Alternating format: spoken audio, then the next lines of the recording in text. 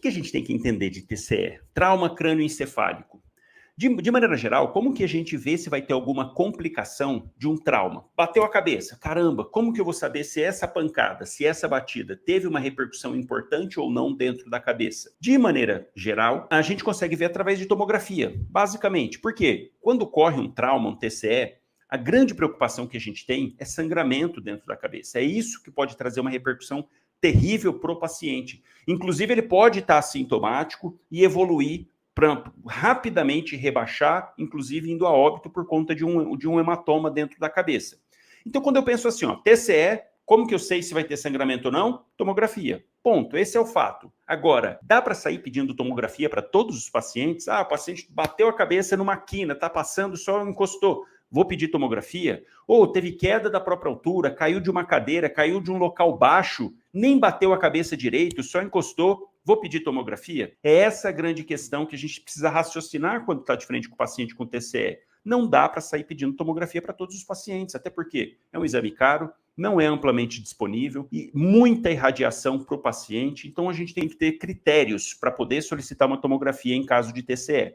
Esse é o primeiro ponto. Existem situações claras em que de imediato eu olho e falo, isso aqui precisa de tomografia a todo custo, isso aqui vai precisar fazer. Então, nessa situação não tem nem o que discutir. Agora, tem situações em que realmente a gente, caramba, mas o paciente está assintomático, não está tendo nada, será que eu peço, será que eu não peço? Não tem aqui, às vezes tem que 3 horas de viagem para outra cidade para chegar lá, para conseguir fazer a tomografia. Puxa, vou pedir, não vou? O que a gente pensa de maneira geral? Quando o paciente sofre um trauma, como um todo, não só um TCE, mas um trauma, quando ele sofre um trauma, nessa dinâmica do trauma, dependendo de como foi a cinemática desse trauma, isso é muito importante, porque uma coisa é ele teve queda da própria altura, outra coisa é ele teve um capotamento, foi arremessado para fora do carro, é um atropelamento, é uma queda de moto a 100 km por hora. Então, a cinemática do trauma é muito importante para a gente entender a dimensão do impacto daquele acidente.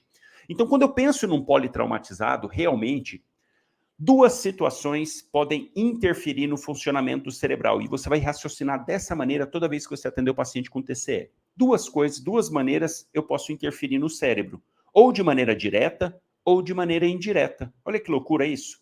Todo politrauma eu posso influenciar no funcionamento cerebral de maneira direta ou de maneira indireta. O que é maneira direta? Caramba, fez um TCE, sangrou, rompeu uma artériazinha lá, está sangrando, formando um hematoma, ou teve uma concussão cerebral, ou uma quebra da calota craniana, e aí está vazando líquor. Quer dizer, isso é um trauma direto, isso é uma consequência direta sobre o cérebro, que vai causar repercussões por conta disso.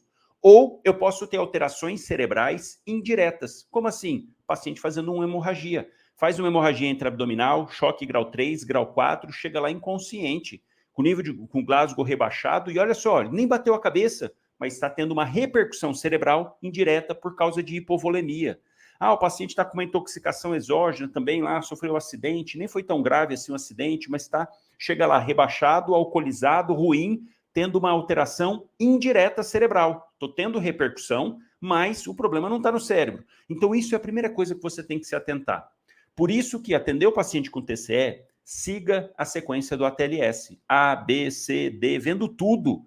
Porque lá no D é que a gente vai avaliar o nível de consciência. Mas antes de chegar no D, eu tenho que ter visto a abertura das vias aéreas, tenho que ver se o paciente está ventilando bem, que é no B, tenho que ver a parte circulatória, porque tudo isso, dessa forma, eu já vou excluindo causas indiretas de alteração do nível de consciência. Por quê? Aquele paciente que chega com trauma torácico intenso, está fazendo um pneumotórax hipertensivo, ou fez uma contusão pulmonar, está com tórax instável, saturando mal, fazendo hipercapnia ou hipóxia, ele vai chegar rebaixado. E nem chegou perto da cabeça, foi só um trauma no tórax, sofreu um esmagamento no tórax, nem fez nada na cabeça, mas vai chegar rebaixado, porque está com hipóxia. Então eu preciso definir isso de imediato. Chegou o paciente, peraí, é direto ou indireto? Como? Segue a sequência. A, B, C. Não tem nada no E, abertura de via aérea está ok. Parte do B, de ventilação, breathing, está respirando bem, está tranquilo, legal. Parte do C, circulatório, não tem hemorragia, não está hipotenso, não está nada, tudo bem, já excluí. Chego no D, que é disability, para você avaliar o Glasgow naquele momento. E quando fala em trauma, e aqui TCE incluindo, sempre a primeira varredura que a gente faz é através do Glasgow para avaliar o nível de consciência, porque isso é o mais fácil, abertura ocular, resposta verbal, e resposta motora. Rapidamente você classifica esse paciente de Glasgow de 3 a 15. E aí, baseado no Glasgow, a gente pensa na alteração cerebral. Então, eu fiz o A, fiz o B, fiz o C. Não tem nada alterado a princípio nesses 3. Legal, chego lá, faço o Glasgow, 10. Glasgow, 8. Até prova o contrário, esse paciente está tendo uma lesão cerebral direta. Porque eu já vi os outros órgãos e sistemas e não consegui ver nada. E eu vi que ele está com o Glasgow rebaixado. Puxa, lesão cerebral direto. Agora, eu chego na sequência, estou vendo A, estou vendo B, já vejo que o paciente está sangrando. Puxa, no C, está lá hipotenso, pulso fino, rápido, a pele fria, extremidade fria. Caramba, provavelmente teve ruptura de baço ou de fígado, dependendo do local da pancada. Teve ali alguma coisa. Poxa, eu vou lá ver o Glasgow, está em 10. Já penso aqui automaticamente, caramba, está rebaixado, mas é porque é indireto, vamos correr volume.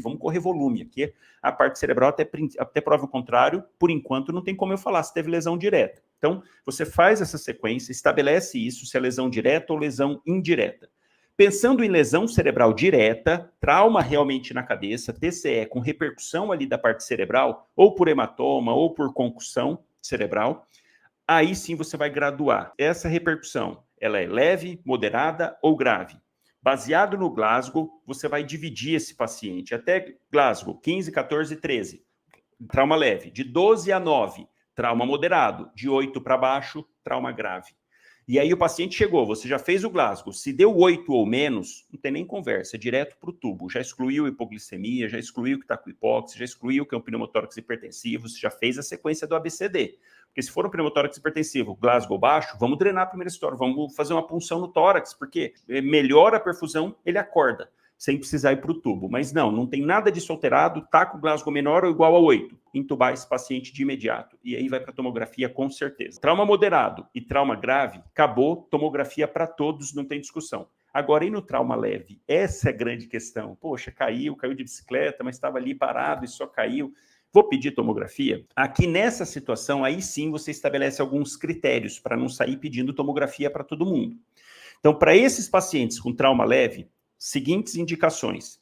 Se o paciente chegou com Glasgow menor do que 15, se chegou com Glasgow 14, 13, e nos primeiros 15 minutos você corrigiu causas que poderiam deixar ele mais sonolento, por exemplo, hemorragia, hipotermia, hipoglicemias, não, tá tudo certinho, não tá hipotérmico, não tá com hemorragia, tá com o pulso cheio, uma pressão boa, e não tá com hipoglicemia. Tudo bem, passaram-se 15 minutos, ele continua com Glasgow 14 ou 13, e não tem intoxicação exógena, tomografia. Por quê? Porque não era para ele estar assim, era para ele estar alerta. Se eu já excluí causas indiretas, eu tenho que fazer tomografia, porque esse Glasgow dele está mais rebaixado é porque teve alguma coisa cerebral. Então, o Glasgow já mais rebaixado, tomografia para todo mundo.